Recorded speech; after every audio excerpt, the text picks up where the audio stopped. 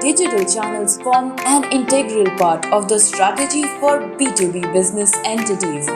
Manufacturers, wholesalers, and other suppliers are all relying more on online engagement. In place of face-to-face interactions, login portals, e-commerce sites, and marketplaces have attracted more B2B sales than ever in 2021. B2B marketplaces alone are projected to rise up to $130 billion by the end of 2022.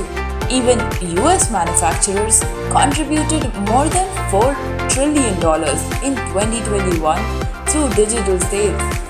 This clearly shows the potential of digitization in defining success in today's digital-first market.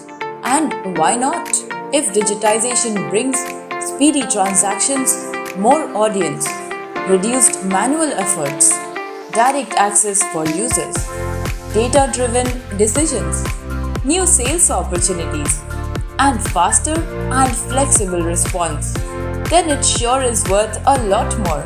Industries and manufacturers are expecting bigger and better business opportunities from online channels in the present and the future.